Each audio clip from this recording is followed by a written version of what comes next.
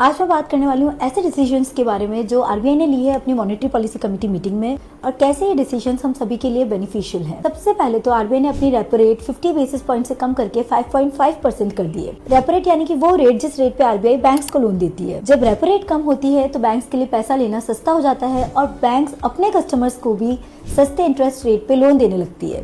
तो खुश हो जाइए, आपका होम लोन, कार लोन और पर्सनल लोन की ईएमआई कम होने वाली है। साथ ही अपने एग्जिस्टिंग लोन डॉक्यूमेंट को जरूर से चेक कीजिए कि आपका लोन एमसीएलआर बेस्ड है या रेपो रेट बेस्ड है, और इन केस अगर आपका लोन एमसीएलआर बेस्ड है तो उसे बैंक को रिक्वेस्ट करके आप रेपो रेट बेस्ड में कन्वर्ट करा सकते हैं। सेकेंडली, कैश रिजर्व रेशियो को 4% से कम करके 3% कर दिया गया है। इसका मतलब है बैंक्स को अपना ज्यादा पैसा आरबीआई के पास नहीं रखना पड़ेगा। इससे बिजनेस लोन, पर्सनल लोन और क्रेडिट अवेलेबिलिटी भी बढ़ सकती है।